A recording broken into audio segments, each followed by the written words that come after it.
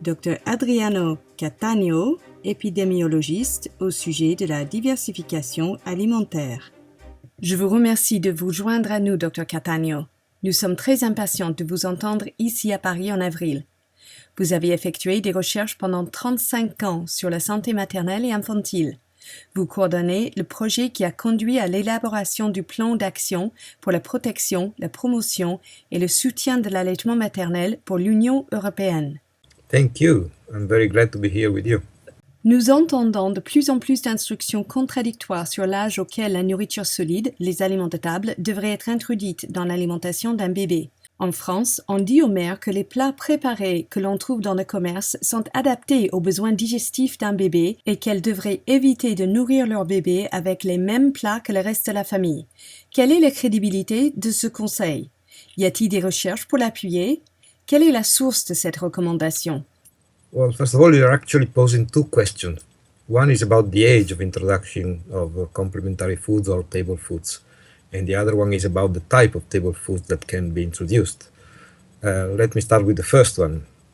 The recommendation that we get from the World Health Organization, and that has been picked up by many governments and professional associations around the world, including Europe, is that exclusive breastfeeding should continue for 6 months and should be followed up with the continuation of breastfeeding and the addiction of appropriate complementary foods. But we have to remember that that is a public health recommendation. It's important for population means, it's important for legislation, it's important for statistics, it's important for planning and evaluation.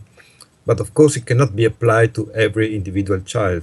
Any person with common sense can understand that it's impossible that, just 1 hour after completing 6 months of life, every child will be ready to start eating something else in addition to milk, hopefully breast milk. So in fact, as an individual advice, the only thing that we can do is to stick to physiology. That means that we have to wait until every single individual infant is physiologically ready to start introducing other foods, and in fact needs to introduce other foods. We can only understand that by looking at the child and looking at his or her neuromotor development.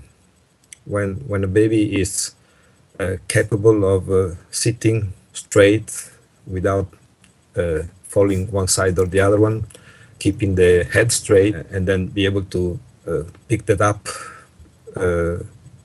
pulling things to the mouth, keeping the food in the mouth instead of spitting it out, and then chewing it and ingesting it. Well, that's the time when the baby is ready. Most babies are ready around 6 months of age, but some babies, in fact a very tiny minority, can be ready at 4 months, a bit more at 5. Some babies may be late, and they may be ready at 7, 8. And occasionally you can have a baby who is only ready at 9 and will perfectly survive with only breast milk until 9 months of age. So we have to be very, very careful not to confuse a public health recommendation with individual advice. These are two completely different things. And any doctor or any parent, in fact, who follows a very strict recommendation about 4, 5, 6, 7, or 8 months is wrong, because his or her baby may be different. So we have to be very careful about that. Now, having said that, then we have to decide what kind of food is appropriate for that baby. Now, the food that the baby will like is the food that the mother has eaten during pregnancy and lactation. Because during pregnancy and lactation, the taste, the flavor pass through the placenta during pregnancy and via breast milk during lactation, and the baby is already used to those flavors and tastes. He knows them, or she knows them, and she will accept to eat. In fact, he or she will be eager to eat exactly the things that the mother has eaten for several months before he was born and soon after birth. If we give the baby something different, there will be a problem, because to eat something with a different taste, the baby needs to, first of all, be, let's say, evolutionary sure that that is a safe food, and therefore he will be very, very careful and will not accept everything at the beginning. He or she will need 10, 12, 15 tastes before he makes sure that the food is good, okay, safe, and then in any way later on, when he will be 12 or 15 or 18 or 24 months, he will have to turn back to the food of the family. And so we have a trouble here because we will need a double transition. First of all, a transition from the tastes and flavors of the mother to industrial foods, and then once again another transition to table foods, family foods. I think that we can avoid that by just starting from the beginning with the family foods. So the attention of the person who will support the family introducing table foods and complementary foods, the attention will be on the fact that family foods are healthy. Now, if the family foods are healthy, then automatically the baby foods will be healthy. And it's much better, in fact, to start with the family food than to start with then industrial food.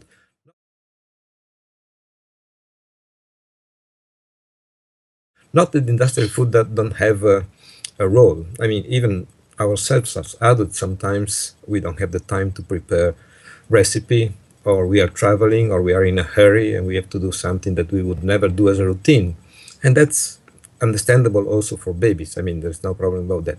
But certainly the normal behavior for a young baby should be to eat family foods. There's no doubt about that. Provided the family foods are safe and healthy, of course. If the family only eats ice cream and McDonald's, then there will be a problem. But we hope that the families will be a little bit wise and will not do that.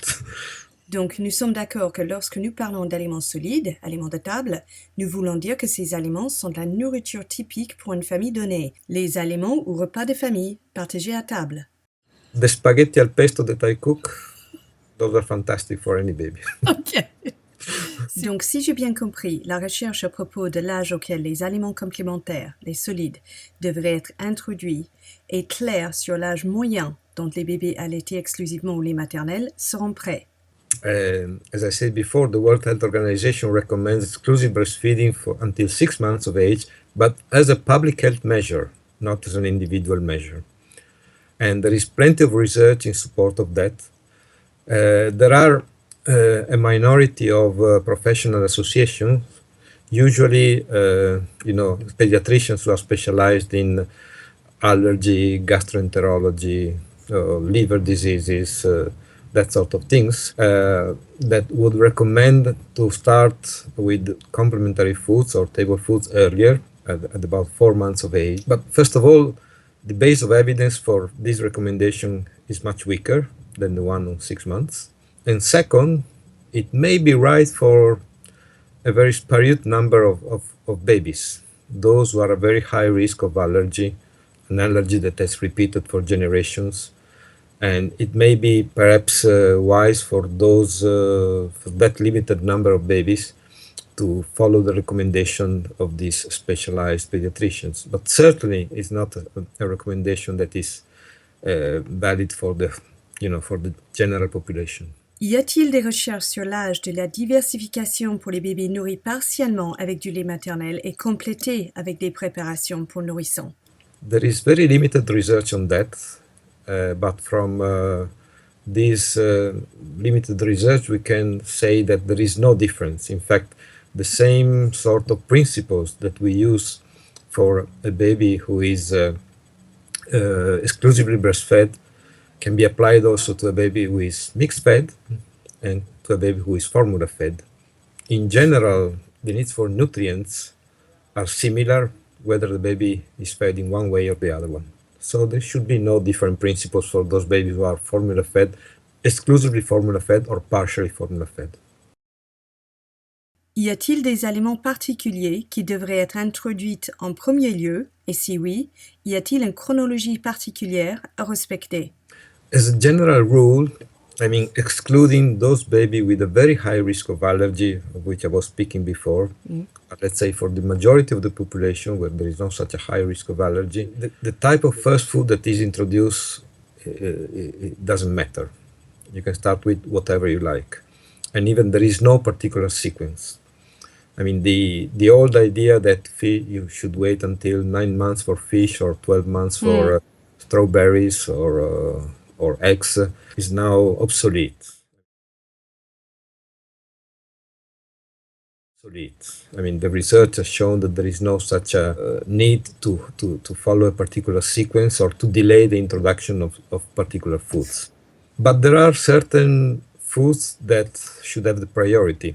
When the baby is ready for table foods, the nutrients that are lacking are some micronutrients, especially iron, zinc, and a couple of vitamins. So the first food should be rich in iron, zinc, and those vitamins. The idea that we should start with mashed apples or mashed potatoes or mashed zucchini or carrots is wrong, because these foods are not rich in those micronutrients. In fact, the foods that are richer in micronutrients, of the one that I mentioned before, are meat, fish, eggs, foods derived from animals, or also beans, for example, lentils, or nuts, all different sort of nuts. So, provided we prepare those foods in a way that are suitable for the neuromotor skills of the baby, I think that this should have a priority over the other one. But if a family, as I was saying before, is healthy, probably there is a mix of foods that contains also foods rich in iron, zinc, and vitamins. And therefore, if the family diet is healthy, that is also good for the babies. Another recommendation that I would give in terms of table foods, of course, variety and a mix of different foods is the important principle. But also, it's important to have a good proportion of what we call finger foods, and not only foods that have to be given with a spoon. The baby at that age has to develop skills, the ability to grab, to pick up with the fingers, to take to the mouth.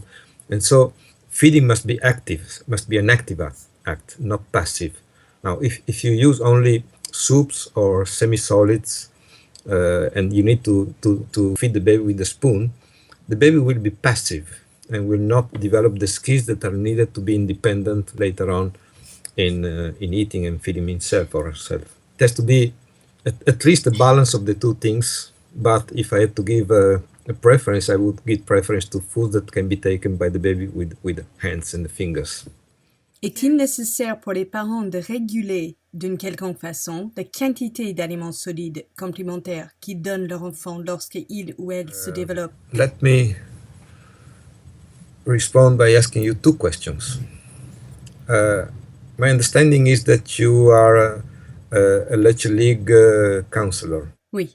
Is that okay? Oui. Now, when you advise a mother, a new mother, to breastfeed, you probably tell the mother that the baby can self-regulate the amount of breast milk he or she will take.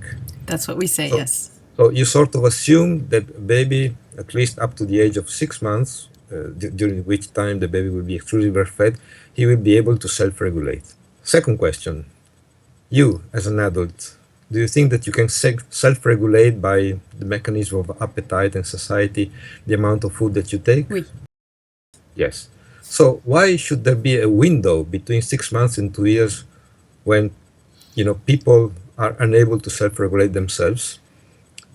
Like nature and the evolution cannot have, put this sort of a black hole into the life of individuals so that for the first 6 months they are able to self-regulate. From 2 years onwards they are able to self-regulate, and for 18 months between 6 months and 24 hours they are unable to self-regulate. I mean, the ability to self-regulate is a continuum for the whole life. So if a baby who is 8 months old or 12 months old can self-regulate, why do you worry about the amount of food that he has to eat or she has to eat? You just put the food on the table and the baby will be able to self-regulate. That's it. Don't force baby to eat more because they don't need more. And of course, don't give a little bit more if they ask for more.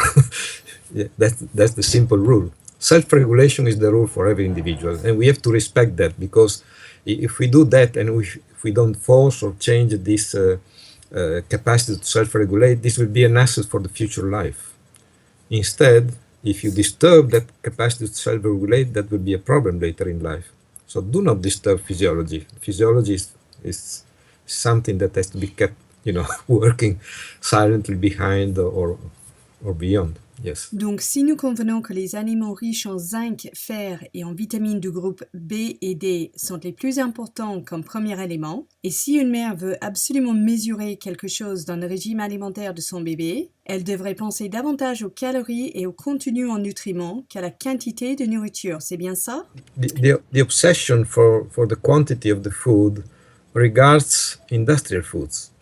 Because if you're feeding your baby, or if you're following the advice of your pediatrician to feed your baby only with formula, and then when complementary foods are needed with other sort of industrial baby foods, then of course, because these foods are prepared with the so-called right amount of calories, fats, proteins, micronutrients, and so on, then you have to follow the instruction regarding the quantity if you want to feed your baby the right amount of calories, protein, micronutrients, and so on.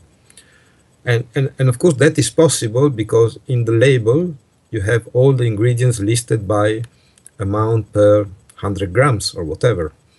Right. Now with table foods, first of all, that's impossible because you don't have the labels in table foods, okay? My spaghetti al pesto, I don't know how many micronutrients there are. I know that there are micronutrients, but I cannot guess the exact number of molecules of iron and zinc. So that's impossible for table foods. And second, if you give your baby table foods, there will be a variety that is hugely bigger than the variety that you have when you give only formula and industrial baby foods.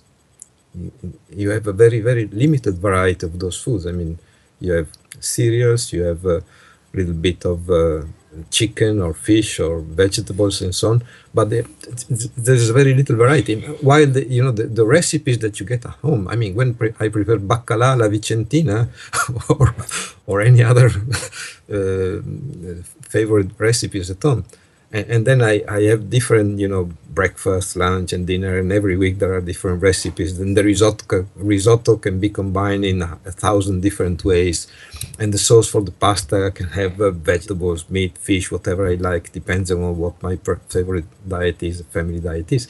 Then there is no need to calculate everything because the mix and the balance of everything will give exactly the right amount. And added to that, if, as we know, the baby will regulate, the baby will pick up exactly what he needs. I mean, I have videos, that I was given by several mothers that participated in research that I have conducted along the years, showing that, for example, even at the age of 9 months, and even more at the age of 10, 11, or 12 months, from a minestrone, baby will pick up first the beans, okay, with their fingers, or with a spoon when they are able to use a spoon, and then where they will pick up something green, and then perhaps the carrots later on, and then at the end they will eat everything. Or if they eat something, they will eat only the water, okay? But they will not leave out the beans, because it's incredible how capable babies are to select those foods that they need.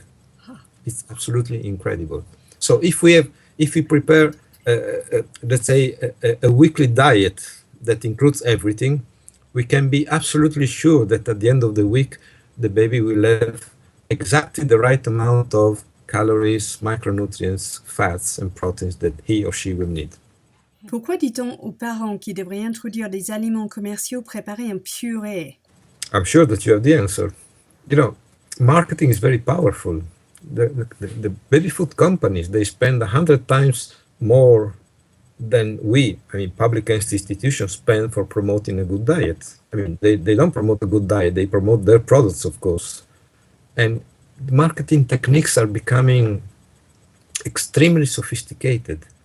I mean, the best social psychologists are employed by industry, and they are working not only much better than social psychologists that could be employed by the public sector, and in fact are not employed because the public sector is broke.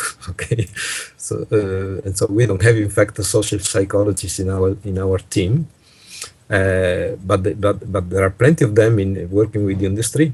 They are very well paid. They are working with very good team. If they don't have enough social psychologists in the employed by the industry, they pay firms that are with expertise in public relations and social marketing. And it's obvious that by spending $100 compared to the $1 that we spend in public sector, they have a better effect. And that's why now, and this is, the effect is direct through, I mean, for certain food, for certain baby foods and for certain breast milk substitutes, it is legal to advertise to the public. But most important, they have a very good effect by advertising indirectly through the health sector. And they spend more money, in fact, I mean, the baby food industry spends more money for doctors, pediatricians, midwives, nurses, for their so-called education, for congresses, for leaflets, for books, for spreading, disseminating articles, gifts, travels, research, projects of all different kinds and so on. They spend much more on that than on direct advertising to mothers, because they know that if an advice is given by a white coat, it will be probably more convincing than advice given by a person with a bow and tie. And that's why they do that. So the answer is we are living in a society where the marketing is so powerful that it can sort of disturb all our normal way of, eating, and as we were told by our grandmothers. It's a very I'm very worried about that. Very, very worried. But I'm worried not only for the health of our generation and future generations. I'm in fact even more worried for the planet, because all this is not safe for the planet. The planet is filled up with, all sorts of rubbish, contamination, climate changes, and lack of water, greenhouse effect, and the baby food industry is a contributor to that. I'm not saying that it's only the baby food industry. There are many other factors, of course, but baby food industry is a contributor, and if we let it grow indefinitely without posing some limits, it will be a disaster. We have to study physiology once again. We have forgotten physiology. That's a pity. Je vous remercie beaucoup pour le temps que vous nous avez consacré et pour vos paroles de sagesse. Nous sommes très impatients de vous voir à Paris en avril et de vous entendre parler de toutes les recherches que vous avez effectuées et de votre expérience qui soutient ces recommandations de santé simples, normales et de bon sens.